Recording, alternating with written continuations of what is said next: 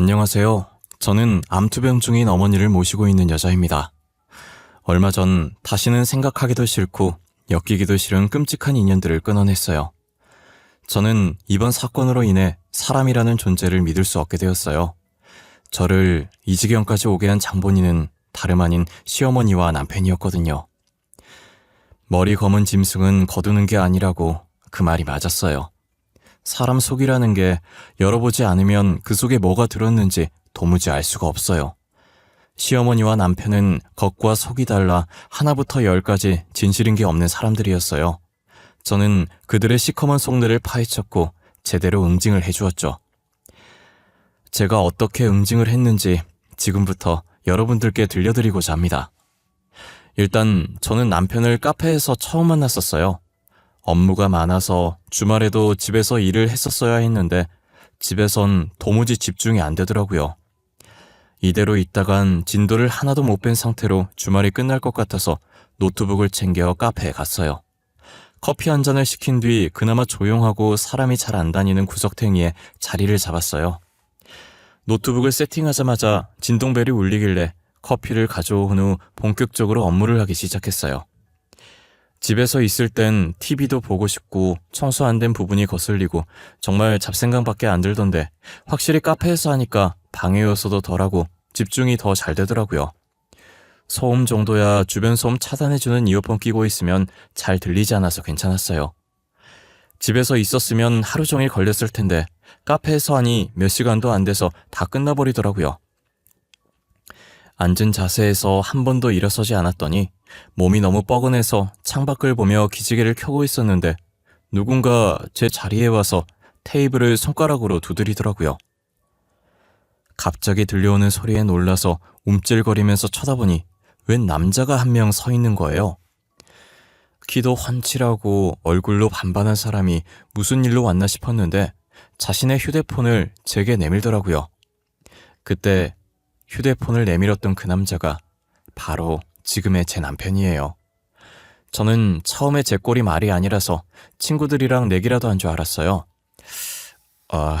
들어오실 때부터 계속 봤는데 일하시는 것 같길래 혹시나 방해될까봐 끝날 때까지 기다렸어요. 실례가 안 된다면 휴대폰 번호 여쭤봐도 될까요? 너무 제 이상형이셔서요. 제가요? 머리 대충 묶고 옷도 대충 추리닝 입고 후줄근하게 온 제가 이상형이라고요? 혹시 친구분이랑 내기하셨어요? 그렇다면 죄송하네요. 뭐 걸었는지 모르겠지만 친구가 원하는 대로 해주셔야겠어요. 에? 내기요? 내기가 아니라 진짜예요. 정말 제 이상형이세요. 제가 꾸민 사람보다 수수한 사람을 좋아하거든요. 아까 일하시는 모습도 너무 열정적이고 멋있었어요. 남편은 사람 좋은 미소를 지으며 다시 한번 제게 휴대폰을 내밀었어요. 저는 얼떨떨한 기분으로 잠시 망설이다가 남편 휴대폰에 제 번호를 찍어줬어요. 남편은 제게 휴대폰을 다시 돌려받고 그 자리에서 바로 통화 버튼을 누르더라고요. 제 휴대폰에 벨소리가 들리자 지금 찍힌 번호가 자기 번호라고 저장하라고 하더니 자리로 돌아갔어요. 난생 처음으로 누군가에게 번호를 줘본 것이라 기분이 되게 묘하고 이상했어요. 집으로 돌아와서 휴대폰을 확인하니 남편에게 문자가 와 있더라고요. 혹시 다음 주 주말에 시간 되면 자기랑 만날 수 있겠냐고요. 저는 한참 손가락을 꼼지락거리다가 이미 번호 준 거 한 번 만나고 끝내야겠다는 생각이 들었어요. 그래서 알겠다고 다음 주 주말에 보자고 답을 보냈죠. 그렇게 약속 날짜가 다가왔고 간만에 남자와의 데이트라 신경을 좀 썼어요. 원래도 제가 화려하게 꾸미고 다니는 편이 아니라서 평소처럼 화장도 연하게 하고 옷도 그냥 원피스 하나 입고 나갔어요. 남편은 흰 티에 검정 바지만 입었는데도 키가 커서 그런지 모델같이 멋있더라고요. 저번에 봤을 때와 달리 머리를 올리고 나왔는데 얼마나 잘생겼던지 순간 가슴이 뛰는 거예요. 남편이 멀리서 걸어오면서 저를 발견하고 웃는데 후광이 비친다는 말이 이런 거구나 싶었죠. 저는 남편에게 손인사를 한 뒤 괜히 머쓱해서 머리를 정리하고 물 한 잔을 마셨어요. 남편은 제 앞에 앉더니 저를 보고 귀엽다는 듯 픽 하고 웃더라고요. 제가 왜 웃냐고 혹시 이상하냐고 물었더니 긴장한 게 너무 티나서 그 모습이 귀여워서 웃었다는 거예요. 귀엽다는 말을 생전 들어본 적이 없는지라 민망해서 앞머리만 매만졌어요. 저는 남편이 너무 능글맞게 굴어서 선수라고 생각했어요. 남편은 제 표정을 읽었는지 자기 원래 다른 사람 번호 묻고 다니지 않는다고 번호 물어본 사람 제가 처음이라고 말하더라고요. 낯가려서 말도 잘 못 거는데 이상하게 저는 계속 끌리고 반응이 재밌어서 장난을 치게 된다면서요. 그래도 저는 자꾸 장난쳐주며 어색함 풀려는 남편 덕분에 편한 마음으로 있을 수 있었어요. 데이트 내내 남편은 저를 신경 써줬고 저는 남편이 알아서 다 해서 손 하나 까딱하지 않았어요. 시간이 흐르면 흐를수록 남편은 참 좋은 사람이라는 걸 느낄 수 있었어요. 원래는 한 번만 만나고 끝내려고 나갔다가 남편에게 홀려 다음 약속도 잡아버렸어요. 몇 번 정도 더 만나다가 남편이 고백을 해서 연인으로 만나기 시작했어요. 저는 아버지가 사업을 하고 계셨었는데 사고 돌아가시는 바람에 그 사업을 어머니가 이어하셨어요. 아버지가 돌아가셨을 때 제 나이가 겨우 초등학생이었고 전 초등학생 때부터 쭉 어머니와 둘이 살았어요. 지금은 제가 어머니 회사를 물려받기 위해 밑바닥부터 하나씩 배우고 있는 중이에요. 솔직히 벌써부터 회사를 물려받긴 이른 나이고 저도 아직까진 회사를 이어받을 생각이 없어서 천천히 경험을 쌓고 싶은 마음에 제가 어머니 딸이라는 사실을 비밀로 하고 회사를 다니고 있어요. 남편이랑 어느 정도 만나고 서로 가정사 얘기를 했는데 남편도 저와 비슷한 아픔을 겪었더라고요. 시아버지께서는 병으로 일찍 돌아가시고 홀어머니 밑에서 힘들게 자랐다고 했어요. 지금은 남편이 사업을 하면서 먹고 싶은 것도 마음껏 먹고 사고 싶은 것도 마음껏 사고 있다더라고요. 과거에는 조금 힘들게 살긴 했지만 어쨌든 지금 성공해서 행복하다면서요. 가끔 남편이 무슨 일을 하는지 궁금하긴 했지만 구체적으로 묻진 않았어요. 저도 제 일에 대해서 남편한테 자세히 말한 적은 없었거든요. 그냥 서로 어머니 회사 물려받으려고 하는구나, 혼자서 열심히 사업하는구나 라는 생각만 했어요. 저희가 만난 지 1년 반 정도가 되었을 때 갑자기 엄마가 울면서 전화가 온 거예요. 엄마가 폐경 맞은 지 좀 됐는데도 최근 들어 월경을 다시 해서 검사를 받으러 갔었대요. 검사 받는 내내 이상한 기분이 들었는데 아니나 다를까 자궁암 판정을 받으신 거예요. 어머니가 월경이라고 생각했던 것이 알고 보니 부정출혈이었던 거죠. 저는 너무 놀라서 병원으로 달려갔어요. 엄마, 갑자기 무슨 일이야? 자궁암이라니 왜? 엄마가 왜 자궁암이야? 주영아, 엄마 바로 수술해야 한대. 자궁암 2기라고 하더라. 그래서 수술 날짜 잡았어. 엄마, 당분간 회사에 못 가. 항암 치료 끝날 때까진 자리 비울 것 같아. 너는 지금처럼 잘 다니면 돼. 회사 걱정은 하지 마. 외삼촌이 있잖아. 외삼촌도 부사장 맡고 나서 열심히 하고 있어. 나도 열심히 하고 있고. 그러니까 엄마는 건강해질 생각만 해. 알겠지? 우리가 알아서 잘할 테니까 아무 걱정하지 마. 그래, 나는 아무 걱정 안 해. 내 동생이랑 우리 딸이 어른이 알아서 할까. 엄마 없어도 밥 잘 챙겨 먹고. 너 귀찮아서 맨날 밥 건너뛰잖아. 응? 그러지 마. 알겠어. 잔소리 좀 그만해. 아빠도 잔소리는 여전하시네.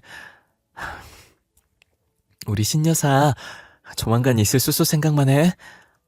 엄마도 밥 잘 챙겨 먹고 병원밥 맛없다고 투정 부리지 말고. 내가 한두 살 먹은 애니? 밥 투정 부리게? 너나 잘해 이거사. 나는 죽어서도 네 걱정하느라 편히 못 갈 거야. 죽는다는 말은 왜 해 진짜. 당분간은 살 거라고 말해. 알겠어? 죽는다는 말 금지야. 친정 어머니는 수술 전 정밀 검사를 했는데 가슴 쪽에도 아주 조그만 혹이 발견돼서 같이 떼어냈어요. 다행히 수술은 성공적이었고 몸 회복 후 본격적으로 항암 치료에 들어갔어요. 의사 선생님은 가슴 쪽으로 전이가 됐던 것 같다고 이대로 완치 판정받으면 좋겠지만 언제 어디에 다시 전이가 될지 모른다고 항상 조심하라고 하시더라고요. 그런데 의사 말처럼 반년 뒤에 또 전이가 된 건지 다른 곳에서 암세포를 발견하게 됐어요. 결국 친정어머니는 다시 병원 신세를 지게 되었죠. 그간 친정어머니 병간호하느라 남편에게 신경을 못 썼었는데 남편은 다 이해했어요. 제가 너무 미안해하자 오히려 남편이 저와 친정어머니를 걱정했어요. 가끔 남편이 맛있는 것들을 사들고 친정어머니 병실에 깜짝 등장할 때도 있었어요. 어머니는 남편에게 항상 좋은 일로 만나야 하는데 첫 대면이 병원이라 미안하다고 했어요. 남편은 그런 말 하지 마시라며 귤을 까서 친정어머니 손에 쥐어줬죠.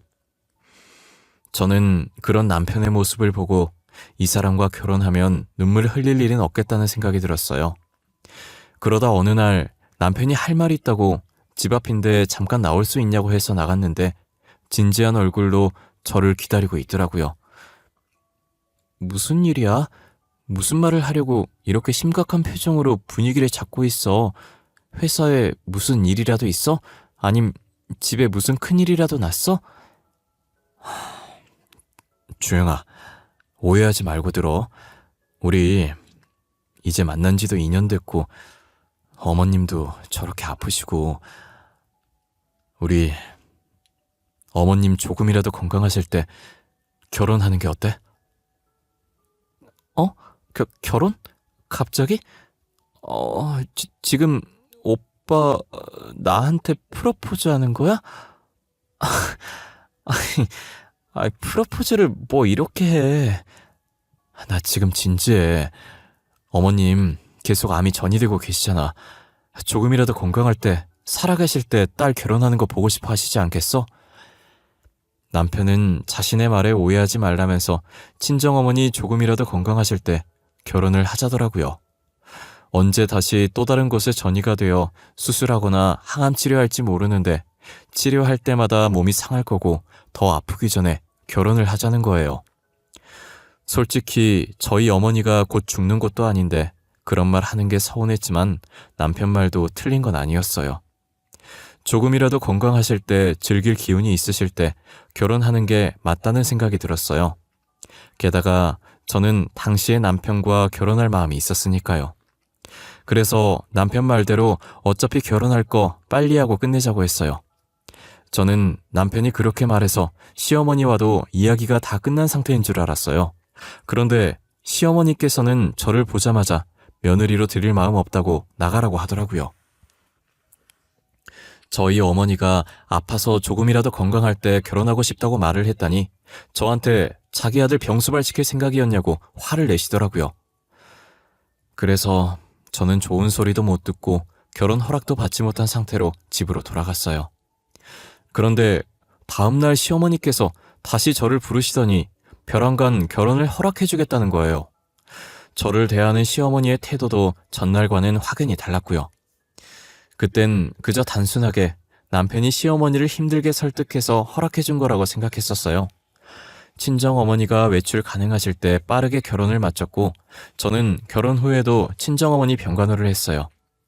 결혼 전엔 맛있는 거 사들고 저희 어머니 병원도 자주 오고 장모님밖에 모르는 바보처럼 굴던 남편은 결혼한 뒤로 뭐가 그렇게 바쁜지 매일같이 야근한다고 집에 붙어있는 꼴을 보지 못했어요.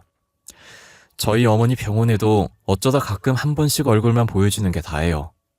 친정어머니도 남편을 많이 아끼셨었는데 결혼 후 그런 모습을 보고 실망을 많이 하셨어요.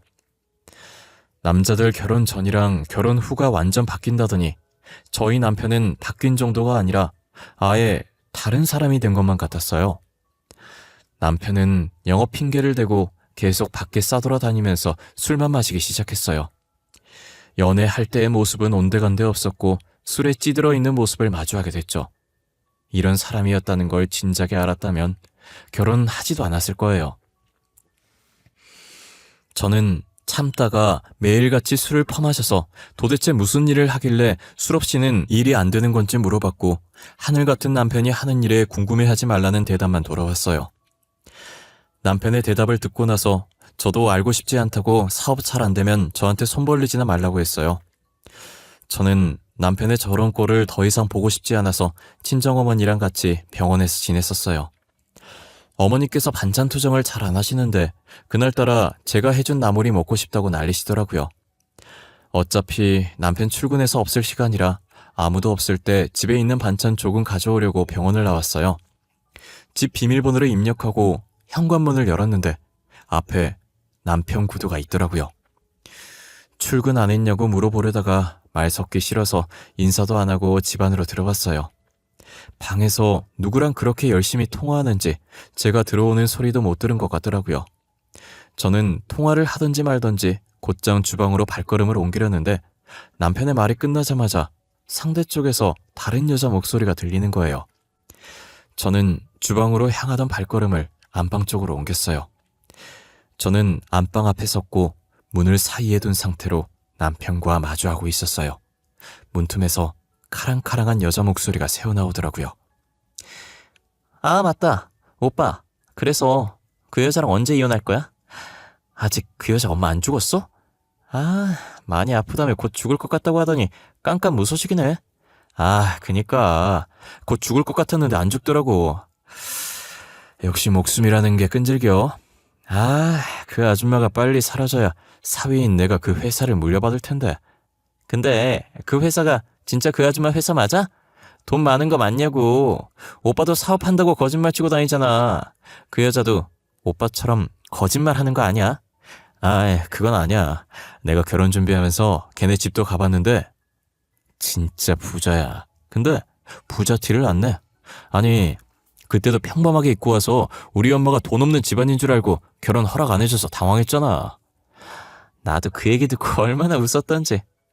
오빠가 그 부잣집 재산 그대로 꿀꺽하면 오빠 어머님한테도 조금 주겠다고 했다며? 그래야 결혼 허락해주겠대. 그리고 그 돈으로 해외에 나가 살까봐 지금 아슬아슬해. 조만간 사람들 쳐들어올 것 같아. 빨리 명의 다 집사람 이름으로 돌려놔야지. 그 여자 좀 불쌍하다. 엄마 죽으면 재산도 잃고 사기꾼으로 몰리고. 근데 뭐 내일 아니니까. 저는 남편과 여자가 나눈 대화를 듣고 충격을 받았어요. 알고 봤더니 남편이 저희 집 재산을 노리고 일부러 제게 접근했던 거였어요. 카페에서 제가 결제하려고 꺼내든 지갑을 보고 한정판 명품 지갑인 걸 알고 일부러 제게 이상형이라며 관심 있는 척 제 번호를 물어봤던 거예요. 처음 시어머니께서 결혼을 허락하지 않았던 건 제가 그저 그런 집안인 줄 알고 반대를 한 거였죠. 남편은 시어머니한테 알고 보면 부잣집 딸이니 곧 재산 빼돌려서 조금 나눠주겠다고 말했대요. 그래서 저를 다시 불러서 처음과 다른 대우를 하시고 결혼까지 허락해 주신 거죠. 그리고 남편이 사업한다는 말도 다 거짓말이었어요. 사업은커녕 사람들 속에서 사기치고 돈 빼돌리는 사람이었던 거예요. 나중에 자기가 사기친 것들을 전부 제 잘못으로 엮고 들어갈 계획이었던 거죠. 저는 이미 여자 목소리가 들렸을 때부터 불륜이라는 생각에 녹음기를 켜고 다가갔었는데 어쩌다 보니 이혼 소송하려다가 더 큰 걸 알게 됐어요. 저는 너무 놀라서 소리도 안 나오고 입만 막고 있었어요. 그런데 남편이 여자를 만나러 나가려는지 나중에 만나자고 하더니 전화를 끊고 안방 화장실로 들어가더라고요. 누가 봐도 아까 통화한 여자랑 불륜인데 제가 녹화했던 통화 내용만 봐서는 불륜으로 보이지 않아서 확실한 불륜 증거를 찾겠다고 마음먹었어요. 저는 여자를 만나러 갈 남편의 뒤를 쫓아야겠다는 생각을 했고 혹시나 제가 왔다는 걸 들킬까봐 앞에 있던 제 신발을 손에 들고 다른 방에 들어가 숨어 있었어요. 10분 정도 지났을 때 남편이 안방에서 나왔고 신발 신는 소리가 들리더니 현관문을 열고 나가더라고요. 저는 1분 정도 더 있다가 현관문을 열고 나왔어요. 계단으로 뛰어서 주차장에 도착했고 남편은 이미 차에 타서 휴대폰을 보고 있더라고요. 저도 재빨리 엄마 차에 올라타서 남편이 출발하는 것만 기다렸어요. 제 차로 가면 번호판 보고 들킬까봐 병원에서 타고 왔던 엄마 차를 타고 따라가려고 했죠. 남편은 누구랑 통화를 하는 듯 하더니 차에 시동을 걸고 출발하더라고요. 저는 친정엄마한테 급한 일 생겨서 늦는다고 전화한 뒤 곧바로 남편 차 뒤로 붙었어요. 차가 점점 번화가로 빠지더니 꽤 크고 웅장한 카페 앞에 차를 세우더라고요. 저는 남편 차보다 조금 떨어진 곳에 세우고 남편이 들어가는 것을 확인한 후에 따라 들어갔어요. 남편은 어떤 여자 앞에 앉더니 여자가 마시고 있던 음료를 자연스럽게 뺏어들었어요. 여자는 왜 이리 늦게 왔냐고 칭얼거리더라고요. 그러더니 여자 옆자리로 옮겨서 누가 봐도 연인처럼 보일 정도로 알콩달콩한 거예요. 저는 멀리서 남편과 여자의 다정한 모습들을 찍었어요. 잘 나왔는지 확인하고 있는데 남편과 여자는 아까 통화했던 것들을 다시 얘기하더라고요. 아, 오빠랑 빨리 결혼하고 싶다. 그 아줌마가 죽어야 오빠도 이혼하고 나랑 결혼할 텐데. 나 같은 여자 또 없다? 먼저 만나고 있던 여자친구 놔두고 다른 여자랑 결혼한다는 거 허락해주고 말이야. 아이고, 너도 돈 때문에 허락한 거면서 마음 넓은 여자친구인 척하는 거 봐. 뭐가 됐든 다른 여자랑 결혼하겠다는 남자친구 허락해주는 여자친구가 또 있는 줄 알아? 나니까 허락해주는 거야, 나니까. 나 좀 질투나? 그 여자랑 뭐 있는 거 아니지? 있긴 뭐가 있어. 걔는 매일 병원에만 있고 걔가 집에 오는 시간에는 내가 밖에 있는데 마주칠 일이 있겠어? 그리고 나 매일 밤 너랑 같이 있잖아. 그건 또 그렇지. 밤마다 말고 하루 종일 같이 있고 싶다. 오빠랑 안 떨어지고 싶어.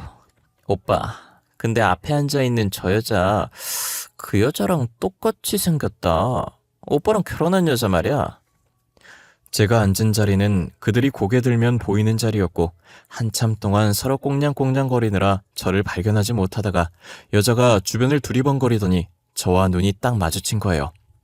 이 카페가 저희 집과 거리가 꽤 있는지라 제가 올 거라는 생각을 못하고 저와 닮은 사람인 줄 알더라고요.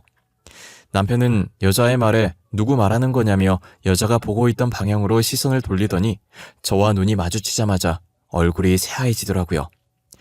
저는 일어나서 그들이 있는 테이블로 발걸음을 옮겼어요. 여자는 사태 파악이 안 되는지 저와 가까워지자 가까이서 보니 더 똑같다며 마냥 웃고 있더라고요. 내가 저 남자 와이프랑 똑같이 생겨서 신기한가 보다.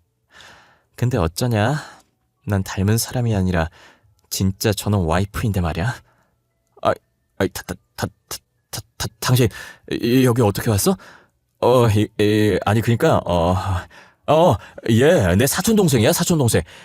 오해하기 딱 좋은 상황이란 거 아는데 진짜 그런 거 아니야.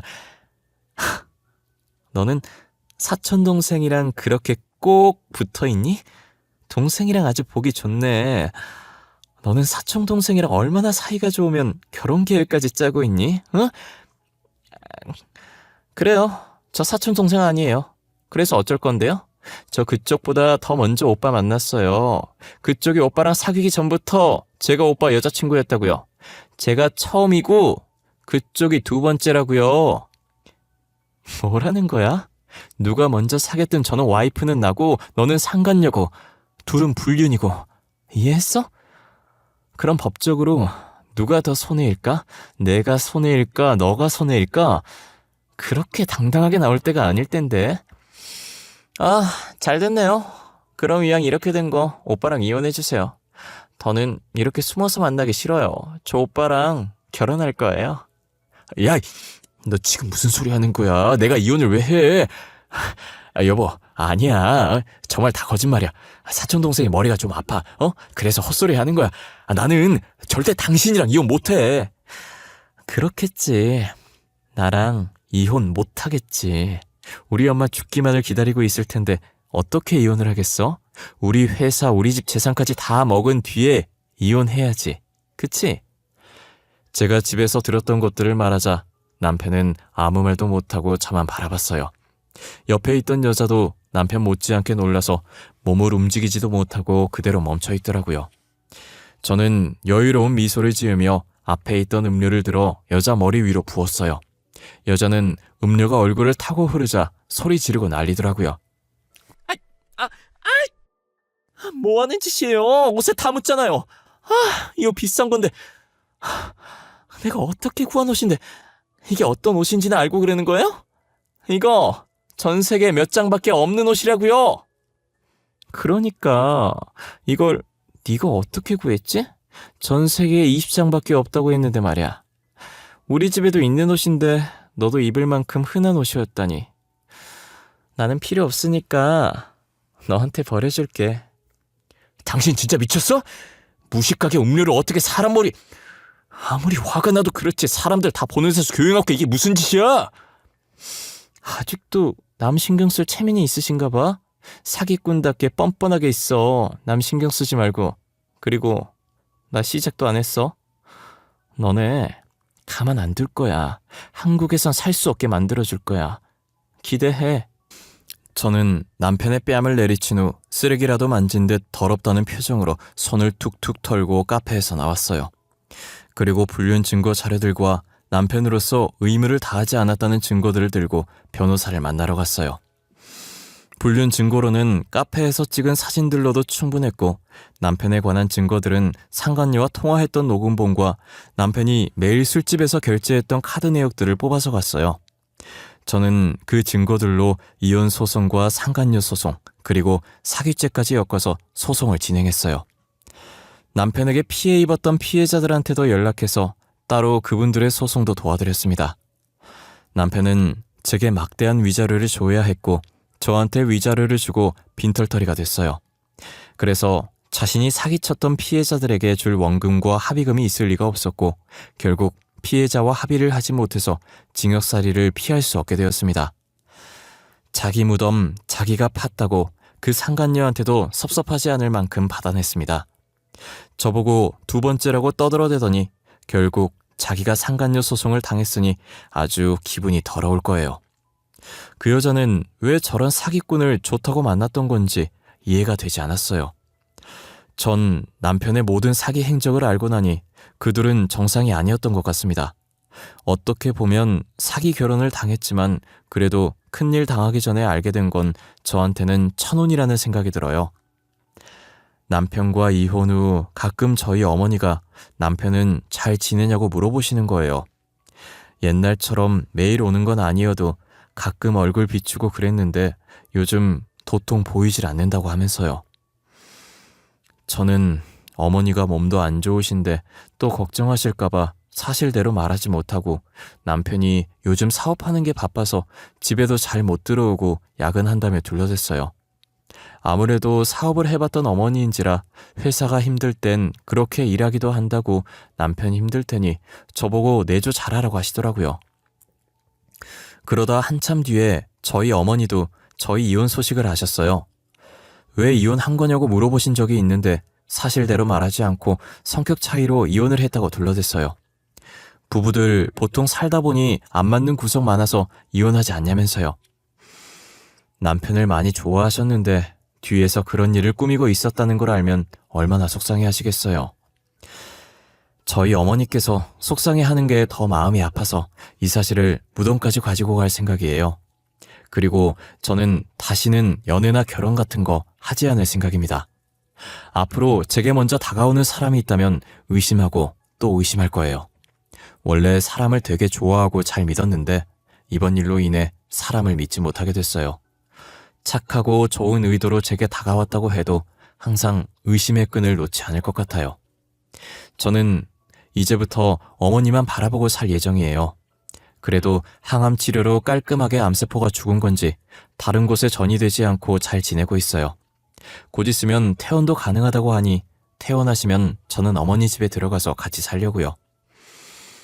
어머니랑 같이 지내면서 맛있는 것도 많이 먹고 여행도 다니면서 추억 많이 쌓으려고요. 주변에서 남는 건 사진밖에 없다고 하길래 어머니랑 여행 다니면서 사진 많이 찍으려고 카메라는 잘 모르지만 제일 비싼 걸로 하나 뽑았어요. 어머니는 뭐하러 샀냐고 하시지만 내심 좋아하시는 것 같았어요. 저희 어머니 젊었을 때 취미가 길거리 돌아다니면서 사진 찍는 거였거든요. 아버지랑 많이 다니셨는데 옛날 생각 많이 난다고 얼굴에 웃음이 떠나질 않더라고요. 아버지랑 했던 것들 앞으로 제가 대신 해주기로 했어요. 5년만 잘 버티면 완치 판정 받을 수 있다고 하니 제가 옆에서 열심히 보살펴 드리려고요. 저는 어머니께서 오래오래 제 옆에 있었으면 좋겠어요. 그동안 많이 아팠으니 더 이상은 아프지 않으셨으면 합니다. 제 이야기는 여기까지입니다. 저는 비록 최고의 인연을 만나지 못했지만 제 사연을 듣고 있는 여러분들이라도 최고의 연인을 찾아 그 인연들과 함께 행복하게 살 수 있길 기원합니다. 사랑하는 부모님과 함께 늘 건강하시고 웃음 가득한 하루하루를 보내시길 바랄게요. 그리고 쑥스럽겠지만 부모님께 정말 사랑한다고, 감사하다고 한 번씩만 말해보시길 권합니다. 지금까지 저의 긴 사연을 들어주신 모든 분들께 감사합니다.